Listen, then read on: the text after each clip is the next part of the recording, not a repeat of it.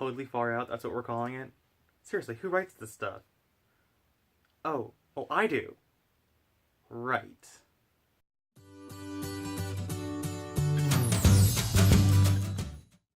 Hello again, beautiful people, and welcome back to Let's Talk. Today we're talking all about exoplanets. Exoplanets are any planets that orbit a star that's not our sun. For anyone who doesn't know, our own sun is actually a star. Specifically, it is a yellow dwarf star. Yellow dwarf stars, as a group, are relatively small compared to other stars. However, compared to other yellow dwarf stars, our sun is relatively large. The average surface temperature of a yellow dwarf star is between 5,300 and 6,000 kelvins. Now, you might not be familiar with what a Kelvin is. A Kelvin is a standard scientific unit of measure when it comes to temperature. The Kelvin scale starts at absolute zero, being marked 0, and goes up from there. Absolute zero in Celsius is approximately minus 273 degrees, and approximately minus 459 degrees in Fahrenheit.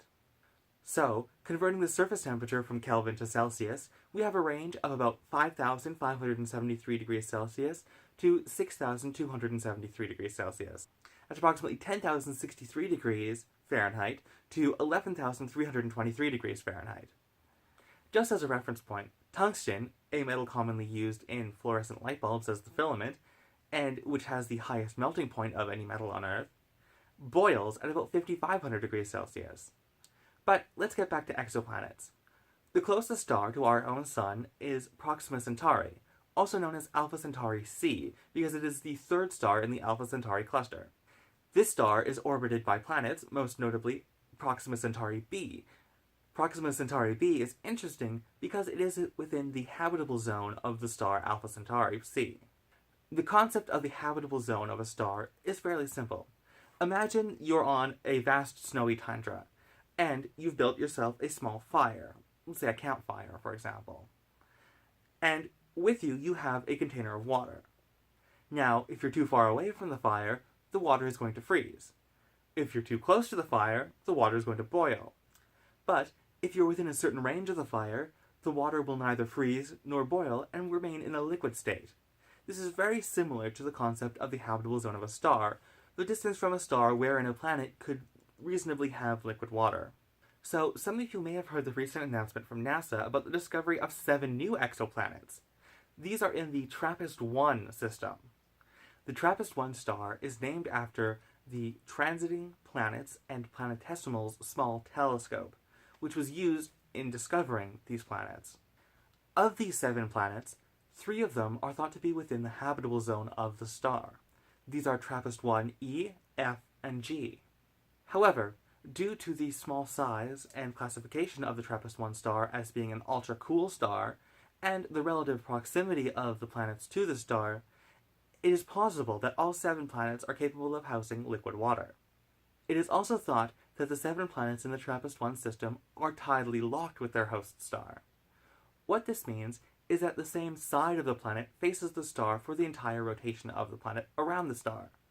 This would present completely different weather systems on these planets than anything we could possibly observe on Earth, because on one side of these tidally locked planets, the temperatures are going to be extraordinarily high, while on the other side they're going to be very low. Another really interesting fact about these planets is their proximity to each other. It is thought that if you were standing on the surface of one of these planets, you could look up into the sky and see clouds or other geological features of the neighboring planets. Imagine being able to stand on Earth and look up into the sky and see craters and valleys and hills and cliffs on Mars. Imagine how magnificent that would be. That would be so cool to see that, in my opinion. Or even if we could look up and see the craters on the moon with the naked eye without having to use a telescope. I think that would be fascinating. And now, lastly today, I wanted to just go back on something that I mentioned earlier, specifically the word planetesimals. It may be a word that you're not familiar with. Planetesimals is basically a portmanteau of the word planet and the word infinitesimal, referring to a very small planetary body. Planetesimals are made from dust, rock, or other materials, and are not quite large enough to be classified as full planets. They range in size from a few meters in diameter to several hundred kilometers in diameter. You may be familiar with a local planetesimal, Pluto. Back in the late 90s, early 2000s, Pluto was reclassified from a planet to a planetesimal, removing it from the 9 planets previously thought to be in our solar system. Another thing that's interesting about Pluto is that it's actually the largest object in what's known as the Kuiper Belt. Most of you are probably familiar from grade school learning about our solar system that our solar system has an asteroid belt between Mars and Jupiter, separating the inner and outer planets. But you may not be familiar with the second belt in our solar system. That is the Kuiper Belt. The Kuiper Belt contains mostly icy objects, and Pluto is the largest among them. A general question that I've seen posted online is why, of course, we're even bothering looking for exoplanets. As I mentioned before, Proxima Centauri is the closest star to us, but it is 4.2 light years away. The TRAPPIST system are roughly 40 light years away. I believe it's 40.2 light years away. I'm not sure on that though. So why bother even looking for them, you might ask? While we don't have the technology now to travel to these distant planets, it may be possible in the near or distant future to travel to these distant planets in a reasonable amount of time. Perhaps if we were able to travel at light speed, or if we were able to implement some sort of space folding technology that was theorized much earlier. But still, even if we can get to these planets, why are they interesting? Well, specifically the TRAPPIST-1 planets are interesting because they are thought to be rocky planets and similar in size and density to Earth. If we were able to ever reach the TRAPPIST-1 planets E, F, or G within the habitable zone of our star, it is possible that we could colonize those planets. I would hope, however, for future generations that we don't make the same mistakes we did when we colonized Earth. That might be a bit confusing to you, because, of course, we've always lived on Earth. How could we colonize it?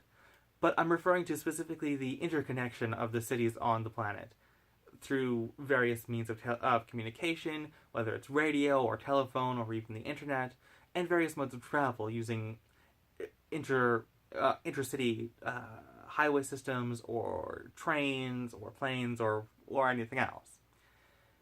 We did a terrible job caring for our planet, and we have seen the effects of that through global warming over the last, well, basically since we've been keeping track of that data. So, if we do ever make it to these new planets, I would certainly hope that we take better care of them than we did our own planet. But I'll leave it at that for today.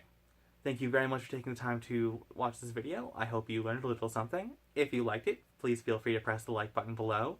If you would like to see more content from this channel, the easiest way to do that is to subscribe, and I look forward to hearing your thoughts in the comments below, on Facebook, and on Twitter.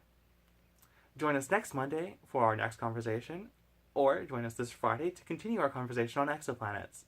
Have a great day.